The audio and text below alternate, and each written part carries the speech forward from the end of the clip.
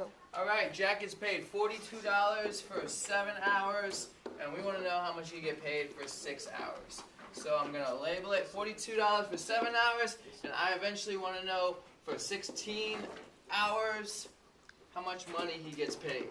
Well, because I can't go from 7 to 16, 16 is not a multiple of 7, so I'm going to get my unit rate for 1 hour. So 7 divided by 7 is 1 hour, so 1/7 of as many hours means 1/7 of as many dollars. So 42 divided by 7 gives me $6 per hour. That's my unit rate. $6 for 1 hour. And now I want to know for 16 hours. So 1 times 16 is 16. So 16 times as many hours means 16 times as many dollars. So 6 times 16. 6 times 16. 6 times 6 is 36. Carry the 3. 6 times 1 is 6 plus 3 is 9. So 96. 6 times 16 is 96. So that'll be $96 for 1 hour. That's your answer. 96.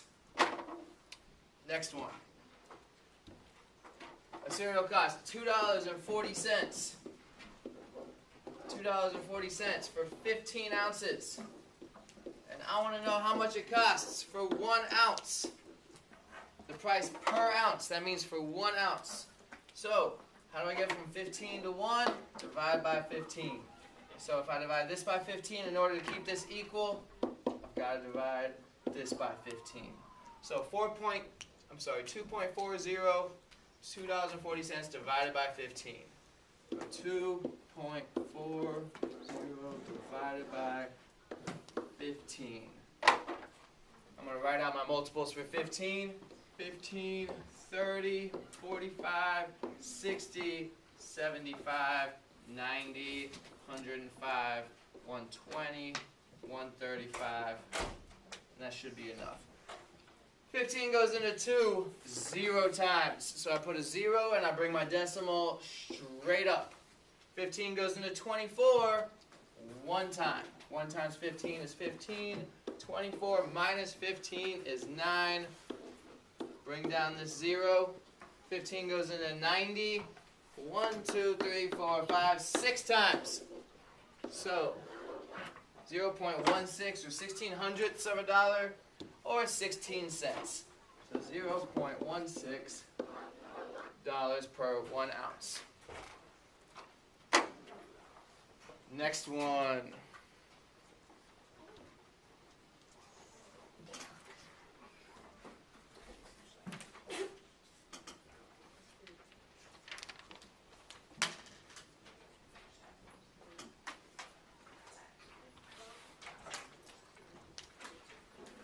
All right, next one.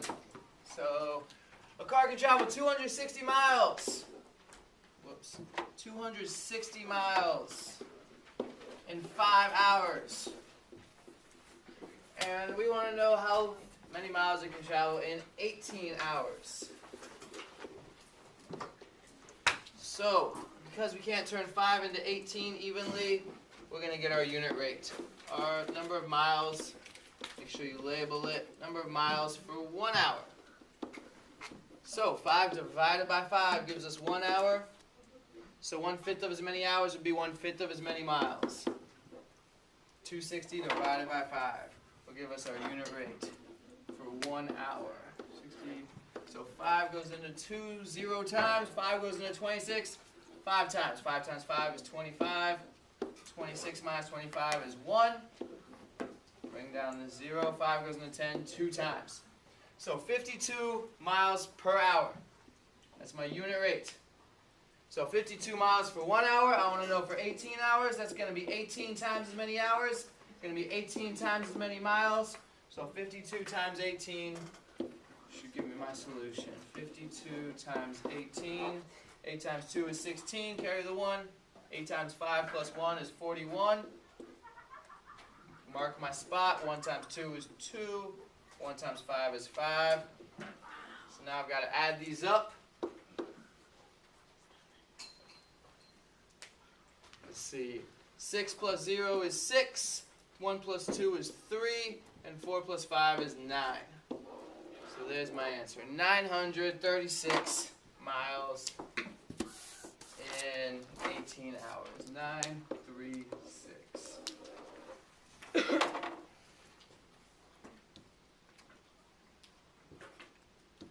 Next one.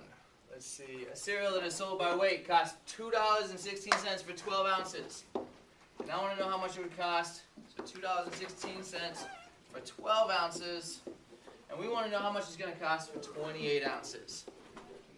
Because 28 is not a multiple of 12, I'm going to have to get my unit rate first. Find out for 1 ounce. So 12 divided by 12 equals 1. So 2.16 divided by 12 should give me my unit rate. So 2.16 divided by 12. 12 goes into 2 0 times. Bring my decimal straight up. 12 goes into 21 1 time. 1 times 12 is 12. 21 minus 12 is 9. Bring down my 6. 12 goes into 96 8 times. So 18 cents per ounce. That's my unit rate. $0.18 or 18 cents. For 1 ounce, I want to know for 28 ounces. That's going to be 28 times as many ounces. Means it'll be 28 times the price. So 0.18 times 28.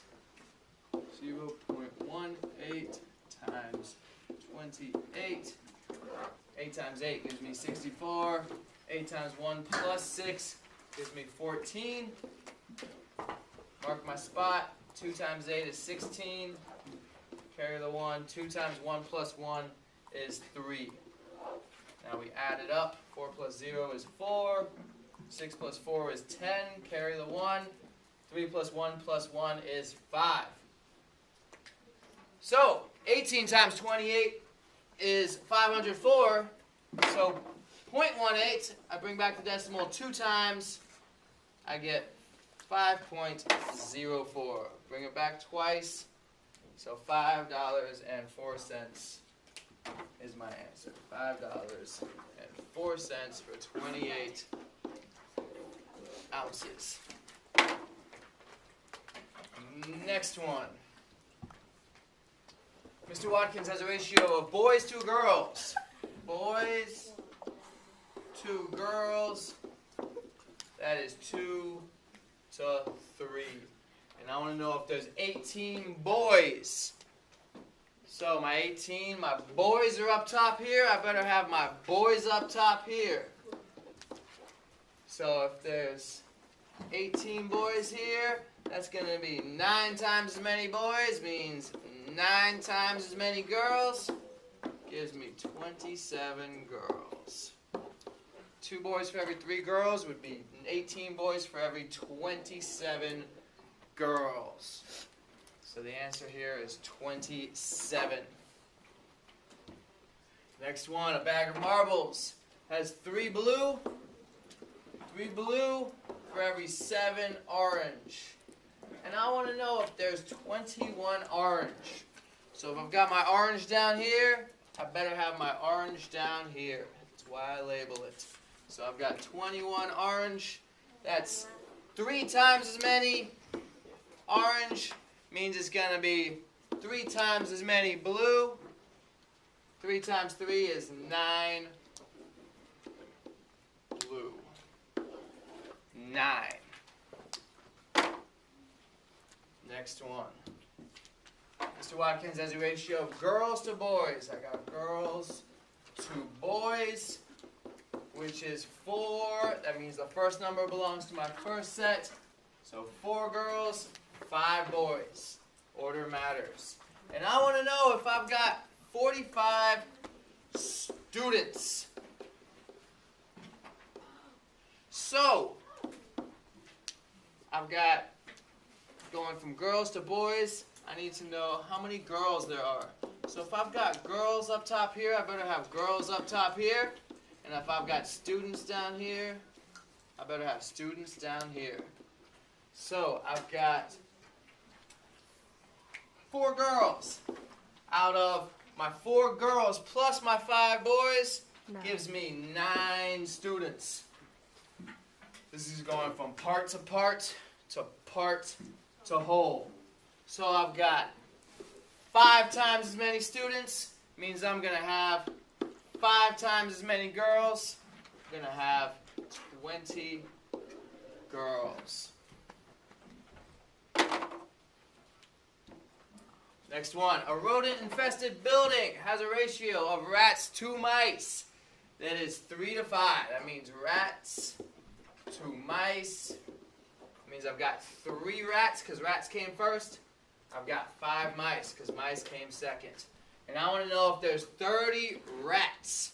Well, if I've got my rats up here, I better have my rats up here. There's 30 rats. 3 times 10 gives me 30 rats. So 10 times as many rats means I'm going to have 10 times as many mice. 5 times 10 gives me 50 mice. Next one. A rodent-infested building has a ratio of rats to mice that is 2 to 3. Rats to mice means I have 2 rats for every 3 mice. And I want to know if there's 30 rodents. Okay, that means rat and a mice. They're both rodents. So, 2 rats for every 3 mice. If I've got rodents down here, I better have rodents down here. And I'm trying to solve for how many mice I have.